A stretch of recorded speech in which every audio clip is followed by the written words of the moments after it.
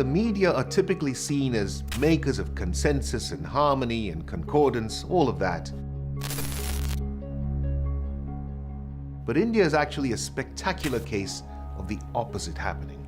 The Hindus, who are the majority, are being positioned as the victims of historic injustice, and it's the minority that are being presented as their aggressors.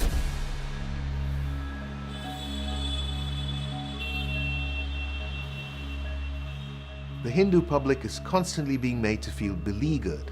They're presented with this external threat, Muslims, against which they're supposed to unite. And in the process, the viewing public is actually led to assent to whatever the political leadership says.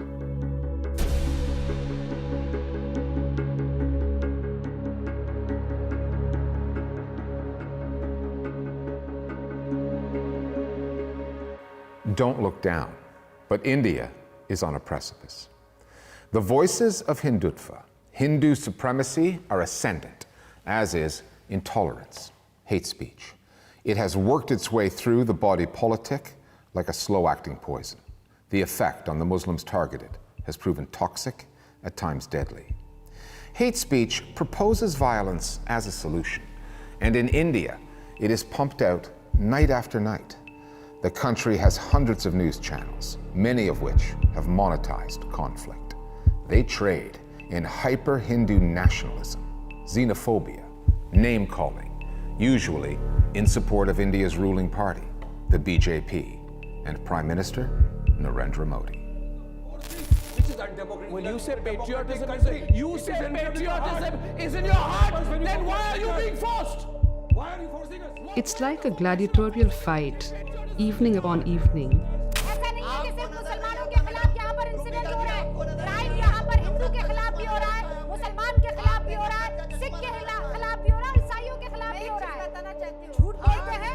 With all its attendant cruelties and the banality of hypnotic entertainment.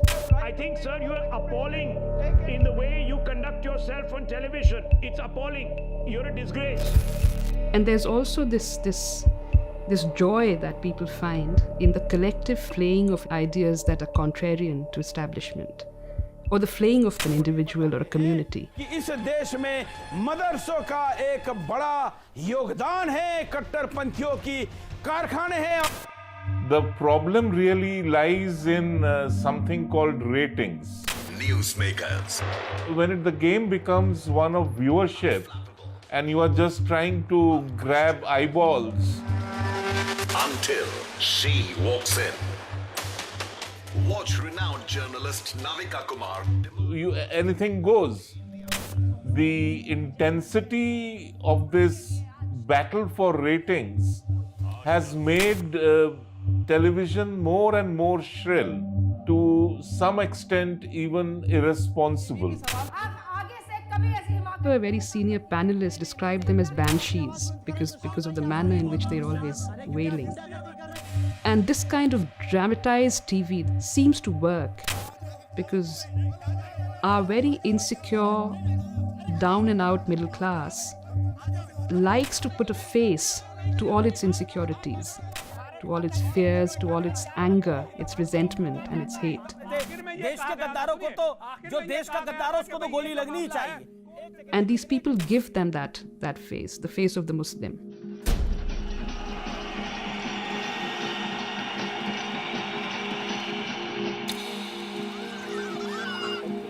To understand how India got here and how exceptional and dangerous a moment this is in its history, one has to go back in time. Long years ago, we made a tryst with destiny, and now the time comes when we shall redeem our pledge. In 1947, after almost a century under British colonial rule in South Asia, the country won its independence. Out of the fires of partition, India forged a constitutional commitment to secularism and multiculturalism. Hindus were the majority, but all of India's citizens were to be treated equally under the law. Bit by bit, decade by decade, the BJP has sold more and more Hindus on the idea that their way of life is under siege, that Muslims pose a threat. And the news media, which have been transformed and effectively weaponized, have been crucial to the messaging. The founding fathers of India had this vision of the nation which was quite different from Pakistan, a state defined by religion, and they wanted India to be a state for all its citizens. But I think somewhere along the line, secularism or even the idea of democracy, it didn't really percolate down to everyone in India, to a point that today these concepts perhaps only resonate with an elite. And the BJP and its Hindutva network have been pushing at this issue, this crisis of Hindu identity, for a very long time. What's happened simultaneously is a remarkable shift in television news and the content that you see on the news today.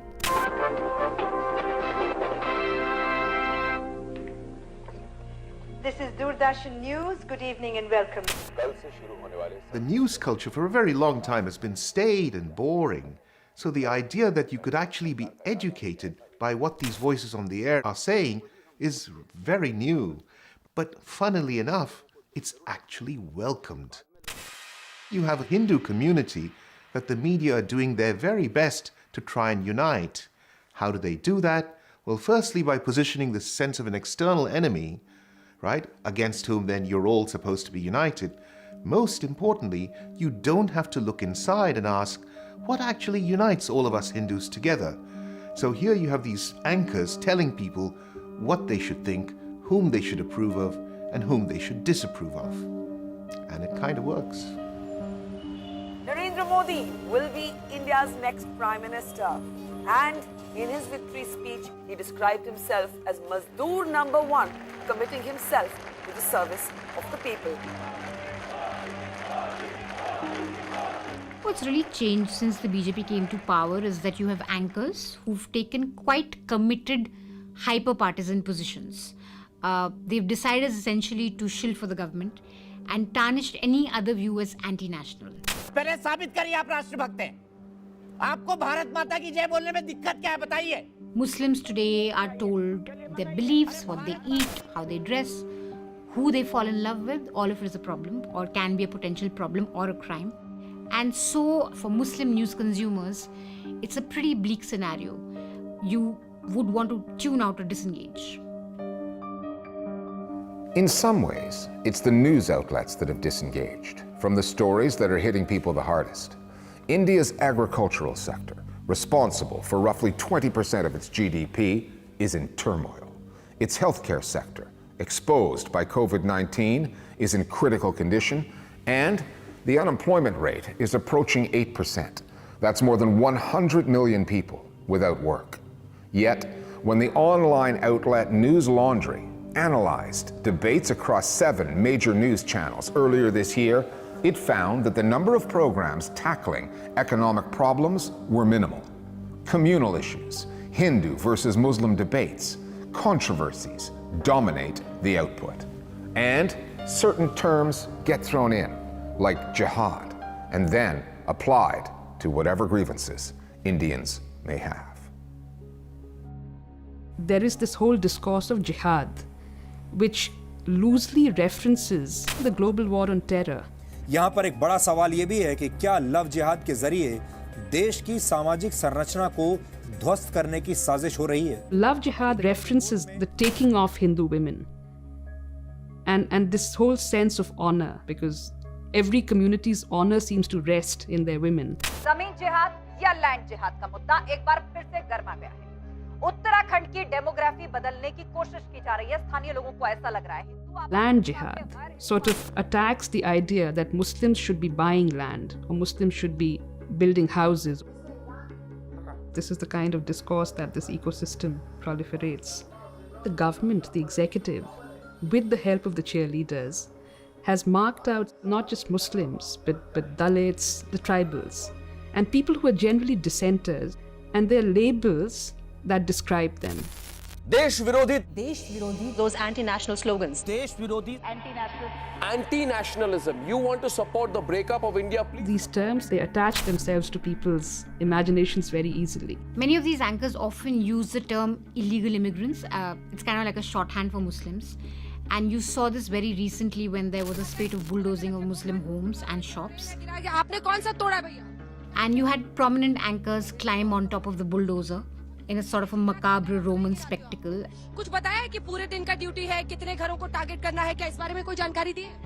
And of course, there's no proof of them being illegal. Some of them even, in fact, have documents which show that they have benefited from the Prime Minister's housing scheme. But because you can just label these people as illegal or call their enterprise illegal, and because it's such a spectator sport, the audience is almost numbed into thinking that these people must deserve it.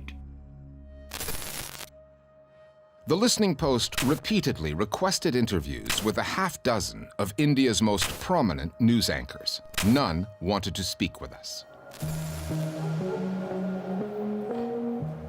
There is no larger religious minority group in any country than India's Muslims. 20% of the population, more than 220 million people. Communal tensions and violence there have a long history. And given the sheer number of people involved, what is being said on the airwaves and echoed across social media, tolerated by the Modi government and arguably even stoked by it, our producer put this question to the senior advisor to India's Ministry of Information and Broadcasting. When you consider how large India's Muslim minority is, are you concerned about the incessant dehumanizing news coverage of that community? Does the government have a responsibility to deal with this kind of hate speech? You know, what you call hate speech is also, it can be called clickbait speech. I would not necessarily link it to something directed at Muslims in India.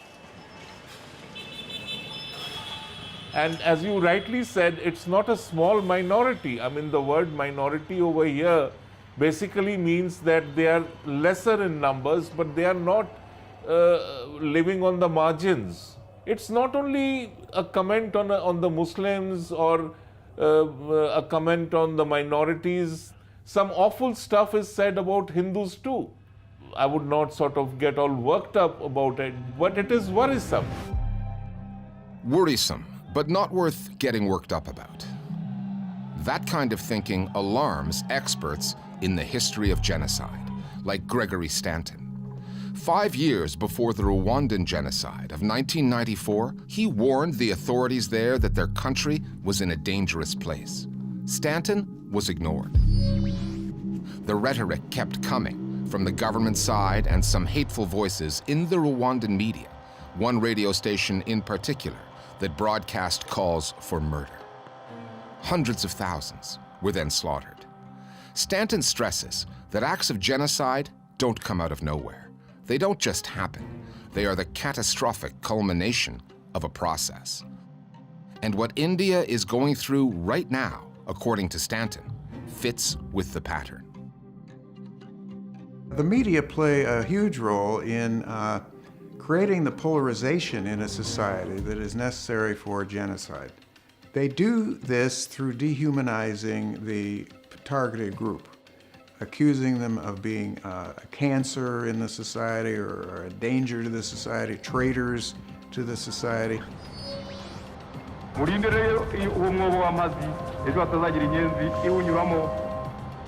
In Rwanda, you had the hate radio and television and newspapers claiming that the Tutsis were cockroaches, for example. So this kind of dehumanization is something you find very frequently before a genocide happens.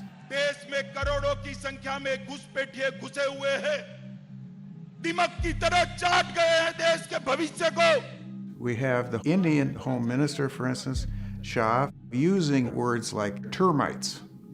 Well, doesn't that sound familiar when you study the Rwandan genocide?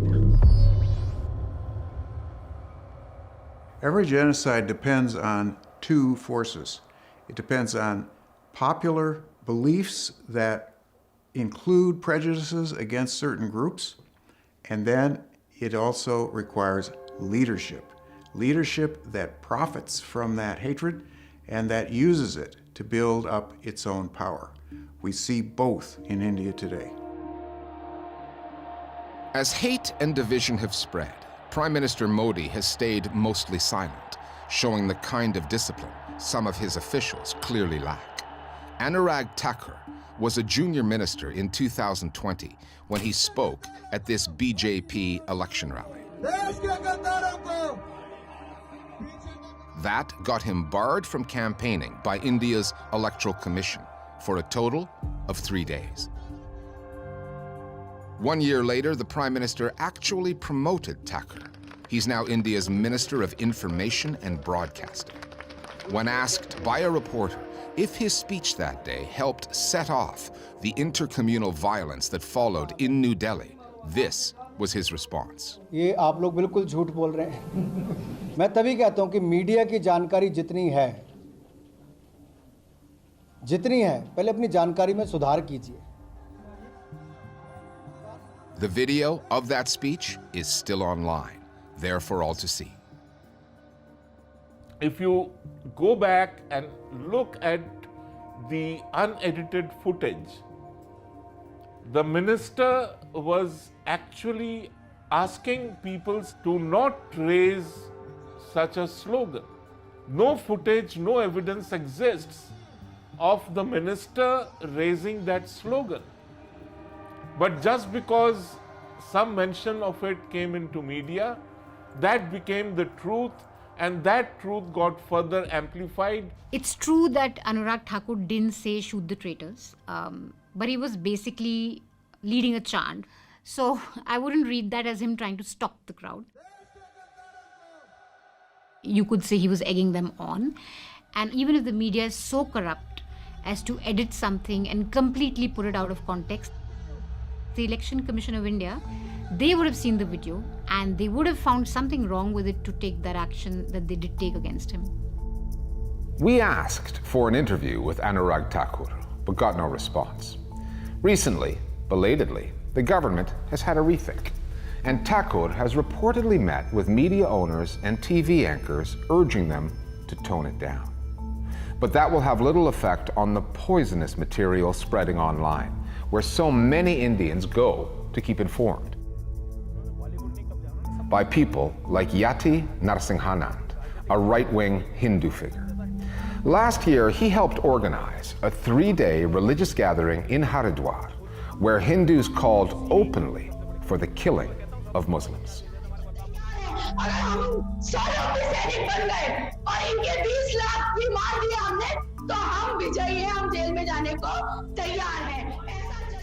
That video trended for days. All any Indian has to do to take part in a celebratory culture of violence is go on YouTube or WhatsApp. They'll find content far more explicit and disturbing than anything they'll see on TV. So now we have live streaming of violence. You have live action news and so forth, and that's coming via social media. Recently we had a policeman beating Muslim suspects in custody. In this case, the policeman was suspended, but almost always individual acts of violence simply go unpunished. Many Indians aren't actually going to TV for their news. In fact, a recent Reuters report showed that audiences are going to YouTube primarily, followed by WhatsApp. And you have all kinds of toxic disinformation being shared on those platforms. We have people, supposedly religious figures, who say some really shocking things.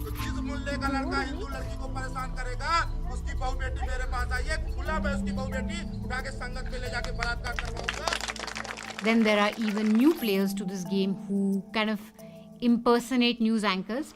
They'll feed you all kinds of nonsense from a sort of a news studio setup. ये लोग जुम्मे के नमाज के बाद ही प्रदर्शन करते हैं, आगजनी करते हैं, पथराव करते हैं, कानून को अपने हाथ में लेते हैं और हिंदुओं पर हमला करते हैं. And this stuff gets forwarded and people have no idea what the source of news is. We find many instances of violence against former untouchables, against Muslims, who may actually be blameless.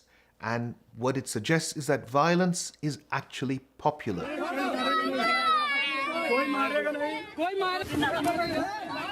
Now, there may be a narrative that rationalizes this as, the administration of justice, never mind due process, never mind the lack of evidence.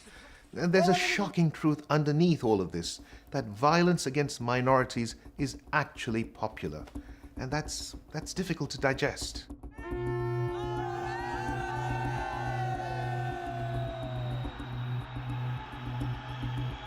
Narendra Modi is not camera shy. Hardly a day goes by without his PR team pumping out another video of the Prime Minister amongst his supporters. But Modi has failed to condemn the toxicity online or in the media, which for many Indians makes him an accessory to the hate crimes that follow. This is a Prime Minister who has crafted his image and his message carefully, and his frequent participation in Hindu religious rituals is usually made for TV. India is the second or third largest Muslim country in the world, so it's absolutely crucial that the government be seen to be above religious differences. But what we have is actually the opposite. A gallop towards an increasingly assertive Hindu identity. So we have Prime Minister Modi appearing on television, meditating in a cave, worshipping in Hindu temples. I mean, all of this is really unprecedented.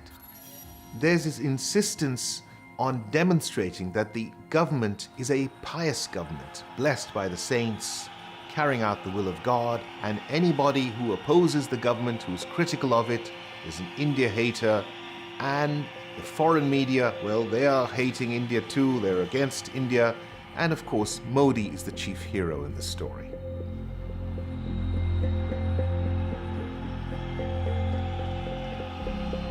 What are international news outlets like Al Jazeera missing in their coverage of India right now? Well, I would like to see, and I'm just being very honest over here, I would like to see Al Jazeera reporting news or reporting events and not being an exclusive channel on Muslim issues in India. So you have to decide what you wish to be. You want to be a news outlet, or you want to be an outlet for only the Muslims of India. But even if you wish to be an outlet for only the Muslims of India, I would really want you to go and meet the vast majority of Muslims in India who face neither deprivation nor do they nurse any grievances. Kanchan Gupta said similar things about the New York Times and the Washington Post, that they also focus too much on Muslim issues. But spend any time watching the channels feeding news to Indians and you'll realize somebody's got to do it. Report on the frightening trajectory that this story is taking, where it may lead. You may be wondering, why aren't we anchoring this broadcast from New Delhi? We tried for months. We applied for visas and were questioned by Indian officials in London, and we have yet to hear back. The Modi government is clearly sensitive about foreign news coverage. But if it was just news outlets on the outside making trouble, why just a few weeks ago would the Editors Guild of India, heads of newspapers and magazines, condemn domestic news channels for targeting vulnerable communities by spewing hatred? And they compared those news channels to that Rwandan radio station, the one that helped pave the way to genocide.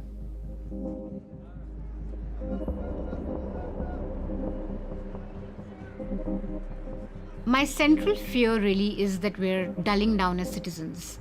Democracy is not just about free and fair elections, which we in India, we're very good at that. It's about also making an informed choice as a citizen,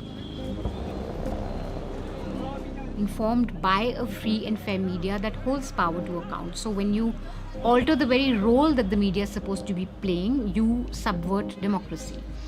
And then it doesn't matter if a Muslim is lynched or if a house is bulldozed, because you've just been numbed to all of this injustice and you find it quite normal. There are calls for our boycott and our extermination, which are getting political currency and social currency, and which are being justified as just some kind of free speech discourse that we must engage with. this kind of hateful debate day in and day out, it's extremely traumatic, because you're forever trying to engage or make sense of this very repressive discourse. There's always been violence in India. There's always been violence against Dalits, against the tribal people, against Muslims, against women. But earlier it was seen as an aberration. Now this kind of violence has moved center stage. It's not happening on the margins. It's in fact constituting the new state.